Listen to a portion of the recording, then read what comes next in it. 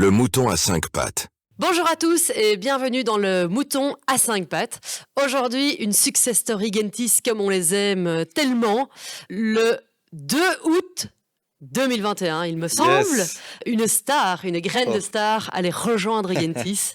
Jordi, bonjour, bienvenue dans le mouton à 5 pattes. Merci, merci. Bon, avant d'arriver au point culminant de ta carrière, mais qui n'est pas encore la fin de ta carrière, Exactement. le point culminant jusqu'à présent.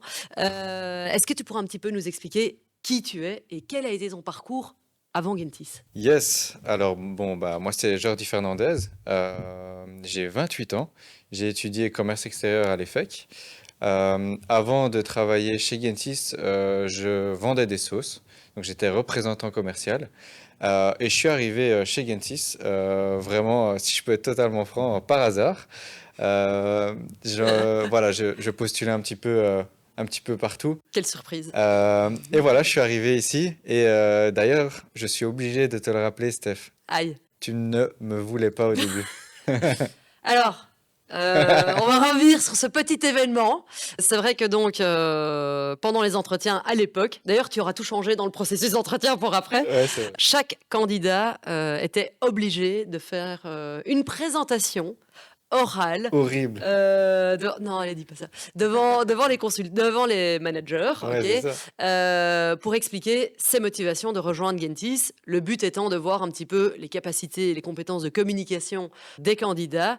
Mais effectivement, sur cet exercice-là, tu n'as pas été le meilleur, tu n'as pas été le plus convaincant, et tu as été évidemment la preuve par après que c'est un exercice qui était pas très pertinent. Preuve à l'appui avec tes résultats et effectivement avec le fait qu'après on l'a arrêté. Mais à ce moment-là, tu sors de cette salle, la salle dans laquelle on se trouve maintenant, et je me dis non quoi. Effectivement, je me dis mais qu'est-ce que c'est que ça?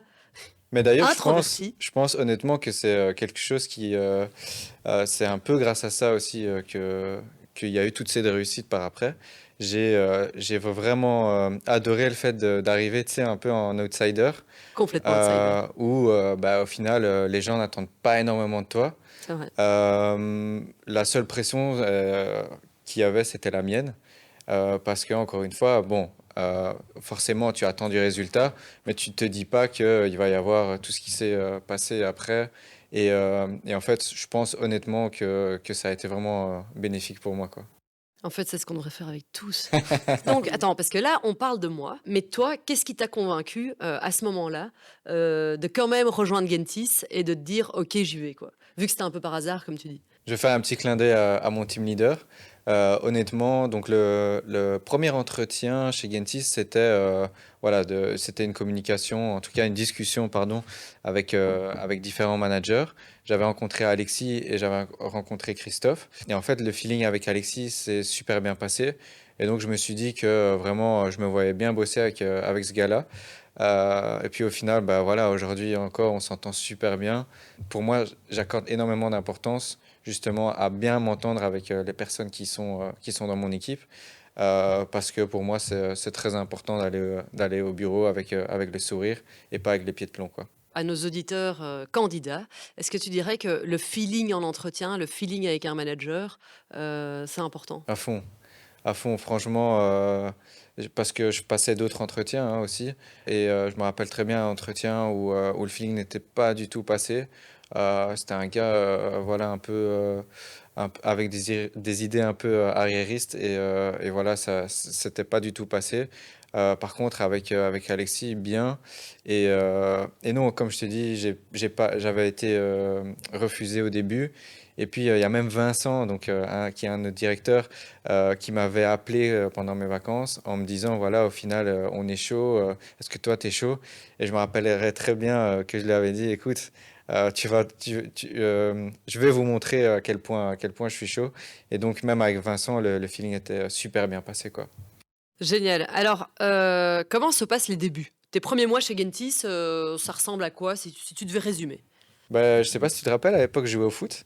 Oui, Je me déchire les ligaments croisés. oui, me Et souviens. donc, après une semaine de formation, le lundi, j'arrive avec un genou qui a doublé de volume. Et donc, les débuts sont en dents de scie.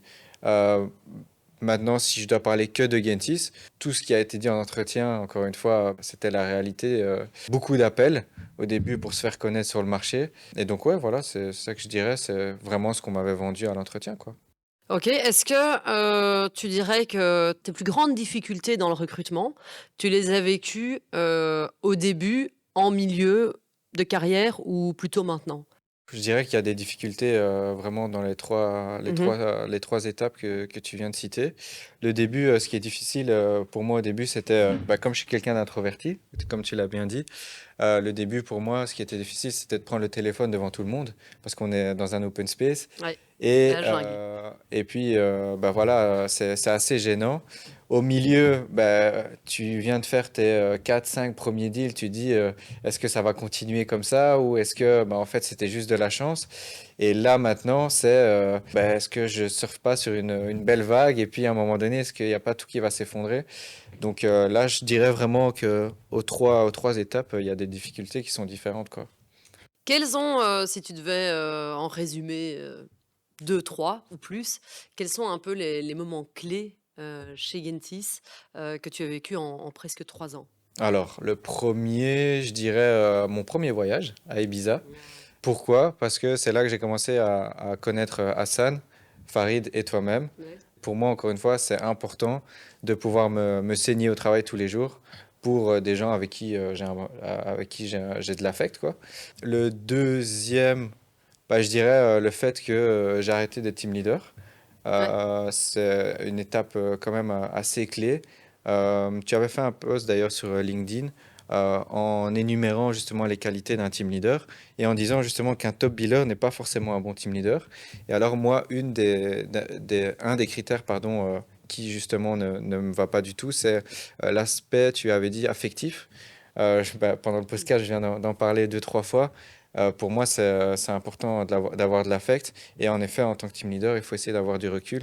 Et pour moi, ça n'allait pas du tout. Et donc ça a été un tournant parce que j'ai pu me refocus sur moi-même et me refocus sur mes objectifs perso.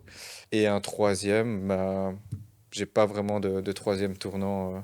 Allez, même pas ta consécration, là, en janvier comme, overall top biller, donc vraiment un des meilleurs performeurs, de tous les temps chez Gentis, où, forcément avec grand plaisir, tu vas venir sur scène pour qu'on te remette, toute une série de choses. C'est pas un moment clé ça? Si, franchement, honnêtement, c'est vrai que ça a été un des plus beaux jours de ma vie. Euh, Voilà, et j'ai montré la vidéo à tous mes proches. Tu sais ô combien je suis proche de mes bien proches. sûr, ouais. Et, je leur ai montré à tous, ils avaient tous la chair de poule, les larmes aux yeux. Et au final, pour moi, ma plus grosse motivation, c'est de rendre fiers les miens. Et donc, forcément, en effet, c'était une très belle victoire. Ouais. Et ce ne sera pas la dernière. Ah non, J'en non, suis non, ça c'est sûre! sûr et certain. Ouais. Alors, qu'est-ce qui fait de toi un tellement bon, si pas extraordinaire, consultant en recrutement de manière Ouais, c'est générale? vraiment dur. J'en parlais justement avec Sarah. Pour moi, j'ai pas de science infuse, quoi. Pourquoi les clients et les candidats t'aiment bien? Qu'est-ce qu'ils t'ont déjà dit, puisque forcément tu as reçu toute une série de recommandations. Ouais. Qu'est-ce qui ressort dans ces lettres ou dans ces mails? Le suivi, je vais donner juste un exemple j'espère qu'il écoutera, avec Hussein. Donc Hussein, c'est un consultant avec qui je travaille depuis maintenant 3 ans. Ah, Non, j'ai vu des mails deux passer ans et hier, demi. non? C'était pas Ouais, lui? depuis 2 ans et demi. Lui, le premier call, voilà, il m'a envoyé balader parce qu'en OK. fait, il n'était pas dispo. Et en fait, lui, ce qui est ressorti, c'est, il me l'a dit à maintes reprises que ce que je fais et que d'autres recruteurs ne font pas, c'est un suivi. Et donc, c'est un rappel des candidats et des clients tous les X temps pour être sûr qu'ils ne m'oublient pas. Mais même les consultants que j'ai placés et qui sont encore en mission à l'heure actuelle, tous les mois, on se parle au moins une fois au téléphone, quoi. Quelqu'un qui commence dans le recrutement, OK, un junior, qui écoute ce podcast parce qu'il hésite à rejoindre Gentis, tu as envie de lui donner quoi comme conseil? Comme dirait Farid, just do it. Just do it. Dans le sens Je suis où... pas sûre que c'est Farid qui l'a dit en premier. Ah, ça, franchement, je saurais pas, je saurais pas. Non, non, je dirais vraiment just do it dans le sens où au début, tu as un casque, tu as un ordinateur, tu as une base de données, Tu prends, tu as des numéros et c'est parti. Je pense que c'est vraiment ça qui me démarque des autres personnes de chez Gentis. C'est qu'au début, mon volume d'appel était monstrueux. Parce que je me disais, au plus j'appelle au début, au plus après, ma manière d'appeler va être rodée, mes techniques vont être meilleures, et donc ça deviendra un jeu au final. Et toi-même, tu disais au tout début quand je suis arrivé chez Gentis, quand tu faisais les formations, tu disais que le meilleur recruteur, c'est le plus grand fainéant.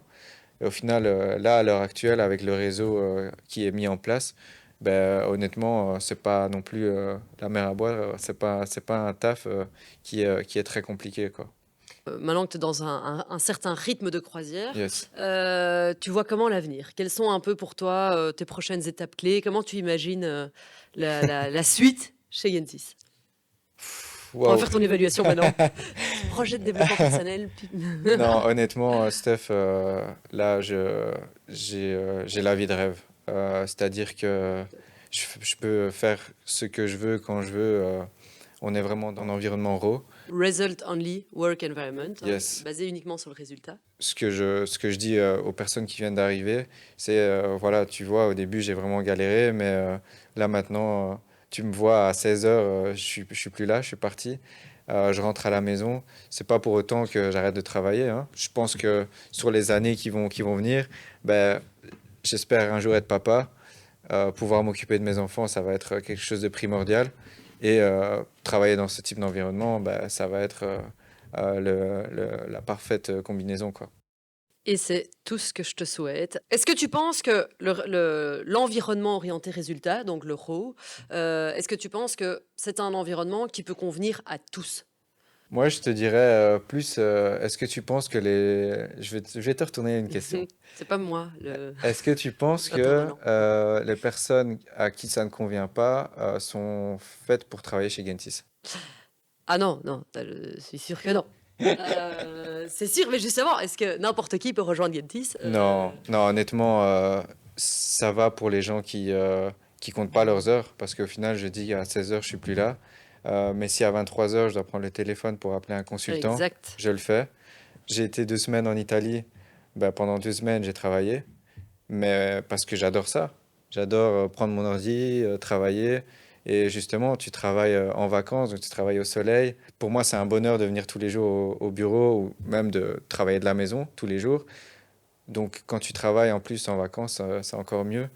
T'as jamais l'impression de travailler. Mais non, en fait, non, j'ai pas vraiment l'impression de travailler, non. C'est ça qui est assez intéressant puisque tu expliques au début de l'épisode qu'en fait tu arrives ici par hasard. Tu Ouais, postules un peu partout, t'as pas pensé au recrutement. non, Donc au final, qu'est-ce que tu aimes dans ce métier? l'affect. Je reviens là-dessus. Sauf dans le management. Ouais. Non, en vrai, ce que j'aime, c'est que je peux rester moi-même et avoir du résultat. Et puis, c'est un sujet tabou, mais un bon recruteur il gagne très très bien sa vie. Et voilà, moi, j'aime Mhm. bien, j'aime bien me faire plaisir, j'aime bien faire plaisir à ma famille. Pour l'anniversaire de ma mère, ben, on va partir en vacances, c'est moi qui vais payer. L'année passée, j'ai offert des vacances à mon père à Barcelone, on a été voir un match de foot. Et moi, c'est pour ce genre de trucs que je vis. Et j'ai aussi envie que mes enfants plus tard soient bien. Pour moi, mes parents aussi, j'aimerais avoir une énorme maison comme ça. Mes parents, bah, quand ils peuvent plus vivre tout seuls, bah, ils peuvent venir vivre chez nous. Tu vois, c'est pour tous ces trucs-là euh, que j'aime bien ce que je fais, quoi. Je crois que c'est officiellement l'épisode qui m'aura donné le plus la chair de poule. Mais c'est magnifique ce que tu dis. Et c'est vrai que c'est un sujet très tabou, Yes, mais que les tout bons recruteurs gagnent effectivement très très bien leur vie oui, et que ça peut soutenir toute une série de projets à fond, à personnels. fond. Bah, Gentis a changé ma vie, très clairement. J'avais jamais été mangé. Ton travail a changé ta vie, Ouais, le après, fruit bon, de ton travail. un bon recruteur chez Gentis, il part en vacances c'est quoi, tous les quarters, donc tous les 4 mois? Oui, tous les 4 Tous mois. les 4 mois, on part en vacances. En plus de ça, on a nos 20 jours de congé annuels. Si on a une certaine promotion, on a 25 jours. Quand on atteint un certain statut, on peut faire du télétravail quand on veut, tant qu'on s'est mis d'accord avec son team leader. Le 4 jours semaine. Ouais, j'avais fait un post là-dessus. Mon grand-père, il se levait tous les matins à 5 heures et rentrait à la maison à minuit. J'ai pas le droit, moi, de dire que je fais un travail difficile, quoi.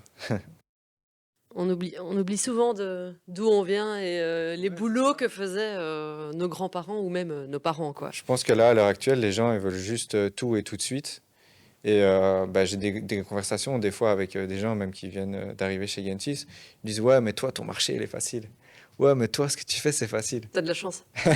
Ouais, t'as de Beaucoup la de chance. chance. T'as trop de C'est tout, chance. tout est une question de chance. Je vais aborder le dernier sujet de cet épisode, LinkedIn. Ouais, Pour un homme, parce que généralement on voit plutôt des femmes devenir ambassadrices, t'es devenu un sacré ambassadeur, quoi. C'est-à-dire ça me que fait tu trop kiffer en publies, plus. tu racontes des histoires, et au final, tu deviens de plus en plus, tu te positionnes de plus en plus aussi dans tes avis, c'est-à-dire que tes avis sont de plus en plus tranchés. Ouais. Donc, enfin, tu m'interromps en me disant oui, j'adore trop. Ben, raconte un peu comment ça t'est venu, parce qu'au final, allez, c'est venu assez naturellement, quoi. Ouais. Mais c'est bien, tu lis mes posts LinkedIn, Évidemment toi? que je lis tes posts LinkedIn. C'est vrai. Et attends, tu sais que les plus gros clients et les plus gros candidats sont des personnes qui n'ont jamais interagi avec tes posts, hein, mais ils sont là. Ah bah, c'est exactement ce que j'allais dire. Je me rendais pas compte de la puissance de l'outil. Et en fait, depuis que je poste régulièrement, même si les gens justement ne réagissent pas, dès que je vais avoir quelqu'un au téléphone, je dis, ah ouais, mais toi, t'es le mec qui poste sur LinkedIn. J'ai eu ça. J'ai eu le mois passé un gars que j'avais, honnêtement, avec qui j'avais pas bien fait le travail, justement, que je disais que je relançais les gens. Ben, lui est revenu vers moi en disant, écoute, je suis à l'écoute du marché, alors qu'au final, on s'était parlé, je crois, une à deux fois depuis maintenant presque 3 ans. Au final, c'est posté, j'essaye au moins 3 fois par semaine pour, encore une fois, ne plus devoir appeler énormément. Ce qui rend le travail quand même beaucoup plus sympa. Exactement. Et comme tu l'as bien dit, un bon recruteur est un recruteur fainéant. Fainéant. Et pourquoi ça me fait kiffer? Ben, parce que j'aime bien le fait que les gens n'aient pas peur non plus de donner leur avis. J'avais fait le post, par exemple, que pour moi, les études, c'est pas spécialement Non, le plus important dans une vie. Et justement, tu avais des gens qui avaient fait des masters, des PhD, qui étaient forcément contre. Et débattre. j'adore débattre à ces sujets-là. Et il y a aussi, là maintenant, on est dans une période électorale. J'adore tout ce qui est politique. Et je pense aussi, ça j'ai oublié de le dire, ce que j'adore dans le recrutement, c'est l'aspect politique qu'il y a derrière, quoi. C'est-à-dire, tu peux développer? En quoi un recrutement va avoir de l'intérêt pour chaque partie. Chaque partie, c'est-à-dire le manager du manager, le CEO, mais aussi le candidat et le recruteur.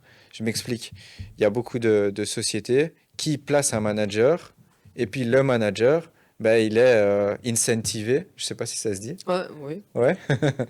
oui. Récompensé. Ouais. Ouais, challenger en Challenger. gros, pour faire entrer des gens de sa boîte de consultance.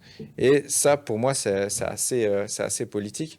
Parce qu'au final, s'il fait rentrer des gens de sa boîte de consultance, c'est pas parce qu'ils sont meilleurs que d'autres, c'est juste parce que lui, il a un intérêt personnel. Évidemment.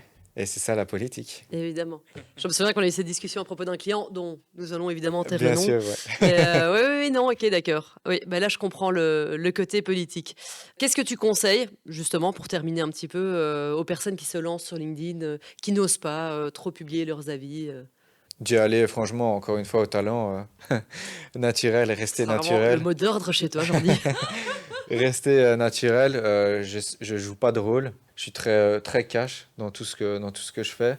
Et ouais, honnêtement, au début, tu fais rien comme il y a pas de résultat. Mais c'est le fait de réitérer, recommencer à chaque fois, comme dans le recrutement au final.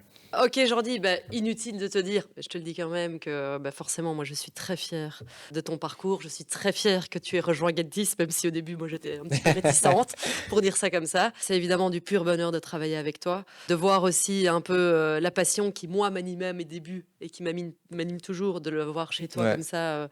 C'est vraiment génial. Je vois beaucoup de similarités. Merci d'avoir partagé tout ton avec parcours. plaisir. Et à tous les auditeurs, je vous dis à la fois prochaine. Bonne journée. Bonne journée, au revoir. Ciao. Ciao, ciao.